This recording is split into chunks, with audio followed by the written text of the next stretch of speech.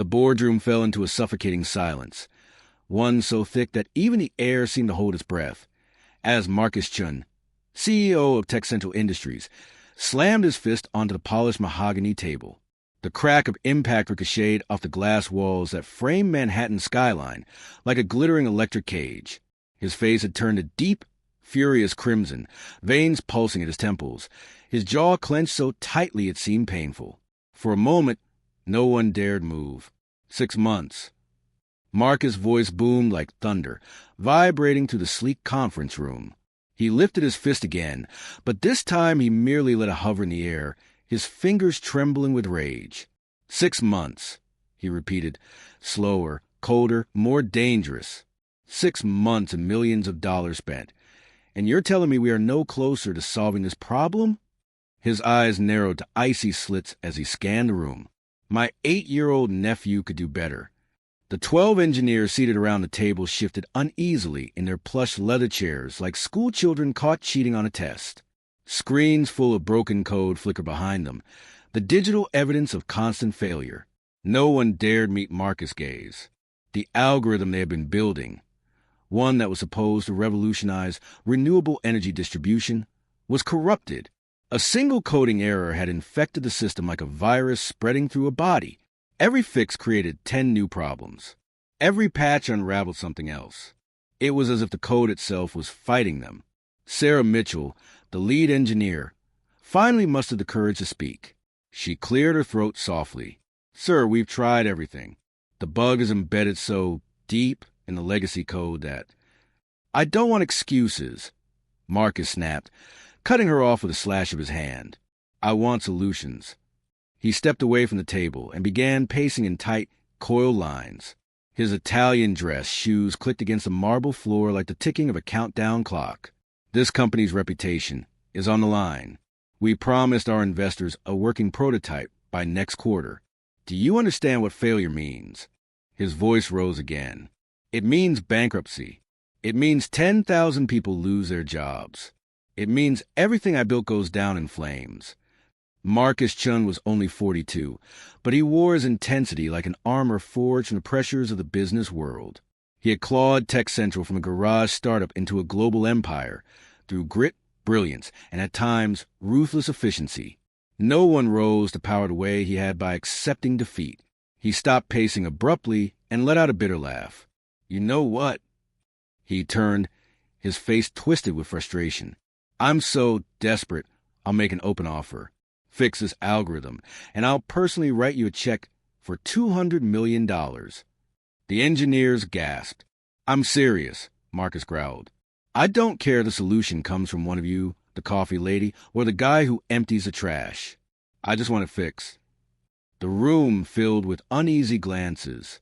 He had officially moved from angry to unhinged. Marcus pushed his chair back with enough force to make it skid a few inches. The meeting was over. He stormed out of the boardroom and down the hallway, tugging at his tie as if it were strangling him. He didn't notice the young girl watching him from the corner. A small figure, maybe 12 years old, stood holding a mop handle, her dark eyes observing everything. Her father's maintenance uniform hung off her like a costume several sizes too large, partially hiding her school clothes underneath. Her sneakers were scuffed, her backpack old but neatly patched. She looked like she belonged everywhere and nowhere. Her name was Maria Santos. She had been coming to the building almost every evening for the past 3 years, ever since her mother passed away. Her father, Roberto Santos, worked night maintenance. With no relatives nearby and no affordable after-school options, he had no choice but to bring her along. She never caused trouble. She stayed in the break room, did her homework, and helped with small chores. Invisible, that was the rule. Don't bother the important people. But Maria saw everything. For 6 months, she had been quietly watching the chaos unfold within Tech Central. She'd overheard exhausted engineers muttering to themselves in hallways. She'd seen documents discarded in recycling bins. She'd stood outside glass conference walls while complicated code scrolled across massive screens late at night. She didn't understand everything, but she understood enough. And she had noticed something no one else had. Papa, she whispered as Roberto pushed his cleaning cart toward her. I think I know what's wrong with their computer problem. Roberto froze mid-step. He stared at his daughter, his brows knitting. Mia, no. No, no, no. He shook his head quickly. We don't get involved. These are very smart people. Engineers. Professionals. We just clean. But Papa, Maria said softly, they're stuck because they keep looking forward. He blinked. What? They need to look backward. Roberto had learned, over and over again, that his daughter's mind did not work like other children's. While other kids watched cartoons, Maria devoured math books from the public library. While kids her age memorized pop songs, she memorized programming patterns and logic puzzles. Her teachers called her gifted. Her father called her miraculous. Now she pulled a crumpled sheet of paper from her pocket, covered in tiny, neat pencil marks. They keep trying to fix the new code, she explained. But the problem isn't in the new code. It's in the original foundation code from 2019. She pointed to a sketch snippet. They migrated the system last year, but they missed one variable. It's messing up everything. Every time the system tries to look at older data, everything breaks. Roberto stared at her, then at the CEO's office door just down the hall. Sweat prickled the back of his neck. Every instinct told him not to get involved. At best, they would be turned away. At worst, it could cost him his job. But he also remembered his wife's last words before cancer stole her away. Let her fly, Roberto. Don't let fear clip her wings. He inhaled, held the breath, let it out slowly. Wait here, he said, voice shaking. Maria squeezed his hand once before letting go. Roberto approached Marcus Chen's office with the caution of a man walking into a storm. He knocked softly. Inside, Marcus looked up sharply, irritation flaring. Mr. Chun, I'm sorry to disturb you, Roberto began, wringing his cap in his hands. I'm Roberto Santos, night maintenance supervisor. My daughter thinks she might have found something about your computer problem. Marcus stared at him, blinked, then barked out a humorless laugh. Your daughter? How old is she? 12, sir. Marcus rubbed his temples. Of course. Why not 12? He gestured vaguely. Let me guess. She's a genius who learned coding on YouTube. Look, I appreciate the effort. I really do, but I have a team of MIT graduates who can't solve this. I don't have time for... Please, sir, Roberto said, surprising even himself with the steadiness of his voice. 5 minutes. If she's wrong, we will never bother you again. I promise. Something in Roberto's tone halted Marcus' dismissal. Perhaps it was exhaustion. Perhaps it was old memories of his own father working long hours as an immigrant who wanted only to give his son a chance. Maybe it was the sheer desperation eating at him. He sighed. Fine, he said. 5 minutes. Roberto stepped back and nodded toward the hallway. Maria walked into the office slowly, almost reverently, as though she were entering a sacred place. Her eyes darted around, taking in the towering bookshelves, the polished furniture, the screens full of jumbled code. But when she lifted her chin, her spine was straight. She didn't act like a child entering the office of a billionaire CEO. She acted like someone who belonged. Without waiting for permission, she picked up a marker from the desk and approached the whiteboard where the problematic code had been projected earlier. Here, she said softly, pointing to a variable written 5 years earlier. This one, date constants for legacy. It uses a European date format, but everything else in the system uses American format. When the system processes any data from before March 2020, it flips the days and months. She glanced at Marcus. That mistake makes the system think all the older data is corrupted. Then the validation protocol panics and rejects everything. That's why the whole thing crashes. Everyone keeps trying to fix the side effects, but the real problem is back here. She drew a diagram, clean, simple, elegant, showing how the error spread like a chain reaction. If you correct this one tiny thing, she concluded, and run a backward compatibility check, everything should stabilize. Marcus felt the world tilt. Could it really be that simple? He immediately called Sarah Mitchell. "Get back to the office. Now, bring your laptop." Within 45 minutes, the boardroom was filled again. Engineers swarmed around Sarah as she typed in the change Maria had described. The room felt like a bomb waiting to go off. Sarah hit enter. The system compiled. No errors. She ran diagnostics. Every indicator lit up green. She tested the historical data processing. Perfect. "Oh my God," Sarah whispered. "It works." It actually works. The room erupted. Cheers, laughter, tears. Men and women who hadn't slept in days hugged one another as though they had just survived a war. A 12-year-old girl had solved what none of them could. Marcus slowly sat down, stunned. Then he turned toward Maria. "How?" he asked softly. "Did you see what we couldn't?" Maria shrugged. "I wasn't looking at what was broken. I was looking at what changed." She paused. "My mom used to say, when you lose something, you don't keep searching where it's not. You go back to where you last had it." Something fragile cracked inside Marcus Chun. The armor he had built his entire life shifted. Marcus Chun stared at the young girl, standing quietly beside her father. In the chaos of cheers and celebration, she remained still, as if unsure whether she was allowed to feel proud. Her hands clasped in front of her, a smudge of pencil still on her wrist from the scribbled notes she had used to explain the bug. Everyone else in the room seemed larger than life. Engineers, executives, specialists, but Maria looked like the eye of a storm. Calm, observant, steady. Something about that steadiness struck Marcus deeply. He cleared his throat, drawing the attention of the room. "Give us a moment," he said. The engineers filtered out in stunned silence, still whispering about the miracle they had just witnessed. When they were alone with Roberto and Maria, Marcus approached the young girl. "How long have you known?" he asked gently. Maria shifted her weight. "A few months.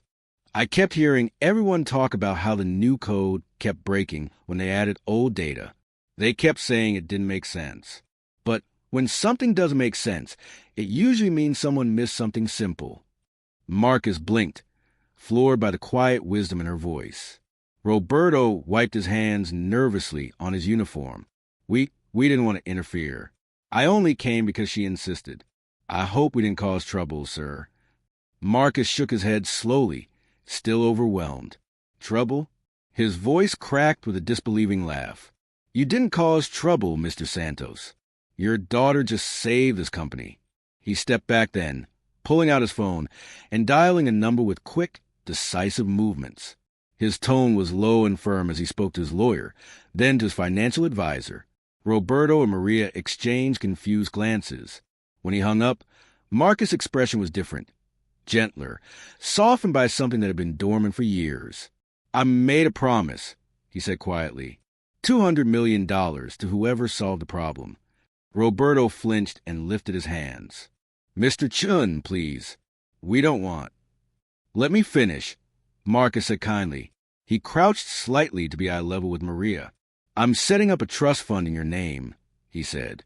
$50 million for your future, your education, your dreams, whatever path you choose. Maria's eyes widened. $50 million? Roberto staggered a step backward as if physically struck. Marcus swallowed. "The rest of the money, $150 million, is going to create the Elena Santos Scholarship Foundation." Roberto choked on a breath. "Elena? That's—" "Your wife's name," Marcus finished softly. "Your daughter told me about her. This foundation will help kids like Maria. Children with brilliant minds whose families can't afford to nurture that brilliance. Kids who deserve every opportunity to soar." Roberto's eyes filled instantly, tears slipping freely down his cheeks. He covered his mouth with one hand, humiliated and grateful all at once. Maria stepped toward him, worried. "Papa." But Roberto pulled her into a hug, so tight she let out a tiny gasp. His shoulders shook against her small frame. Marcus waited respectfully before continuing. "There's more," he said. "Mr. Santos, I want to offer you a new position here. Director of Facilities and Community Outreach. No more night shifts. No more scraping by. You'll oversee our building operations and the Foundation's community programs. You've earned more respect here than you know." Roberto looked utterly undone. I don't know what to say." "You've already said it," Marcus replied. "Every day you showed up. Every day you worked with dignity. That matters." He turned to Maria again, who now stared up at him with a mixture of awe and uncertainty. "And you," Marcus said with a soft smile, "if you're willing, I'd like you to join our youth advisory board. We need young minds who see the world differently. You saved us because you weren't trapped inside the same assumptions."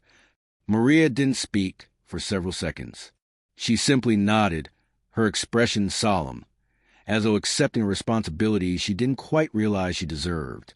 6 months later, Tech Central's revolutionary energy distribution system launched to worldwide acclaim. Articles declared it the most important renewable energy breakthrough in a decade. Governments scrambled to adopt it. Investors called it genius. Citizens praised its unprecedented efficiency. But inside the company, everyone knew the truth. The miracle had started with a quiet, 12-year-old girl holding a mop. At the global launch event, Marcus walked onto the stage in front of thousands of viewers and told the entire world the story. He didn't embellish it. He didn't take credit. He said her name, Maria Santos. He spoke of her brilliance, her compassion, and her ability to see what others had overlooked. He spoke of Roberto's work, his dignity, and the sacrifices families make in silence every day. That day, Maria's life changed, but she never let it pull her away from where she came from. She still lived in Queens with her father, who now worked in a bright office overlooking the city, his old maintenance uniform folded and framed on the wall behind his desk.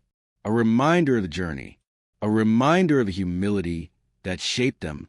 Maria still took the subway, still helped with chores on weekends, still rose early to study. But now, she had access to mentors, courses, resources, and opportunities she had once only dreamed about, and she used them to lift others. The first class of scholars, the Elena Santos Scholarship Foundation, opened its doors with 25 students in its inaugural class. Kids from low-income families, many from neighborhoods like Maria's. Children who adored books, puzzles, numbers, art, science. Kids with sparks no one had noticed. Maria met every one of them. She mentored them with patience far beyond her years. She helped them with homework, listened to their worries, shared her own story. She told them something she believed deeply. Being overlooked doesn't mean you aren't extraordinary. Some of the scholars were shy. Some were loud. Some were bold. Some whispered their dreams like secrets. Maria helped each one feel seen. Marcus Chen changed too. The man who once ruled Tech Central with an iron jaw and relentless expectations had softened, though not in weakness, only in perspective. He walked the halls late at night, checking in on the cleaning crew, remembering their names, asking about their families. He paused during his hectic days to thank the people whose labor was often invisible. He found himself thinking often about something Maria had said. "Look where you last had it." Those words had fixed more than an algorithm. They had fixed something inside him, the real transformation. In the end, the biggest revolution wasn't in renewable energy. It wasn't in software or algorithms or corporate success. It was in understanding something powerful. Brilliance wears no uniform. Genius hides in unlikely places. Greatness is often ignored because it does not look the way we expect. The company learned it. Marcus learned it. The world began to learn it. And it all began with a janitor's daughter quietly doing homework in a break room, waiting for her father to finish his shift, seeing what everyone else had missed. Not because she was smarter, though she was, but because she was never taught that she shouldn't look. She was never taught that she didn't belong. She was never taught that her voice shouldn't matter.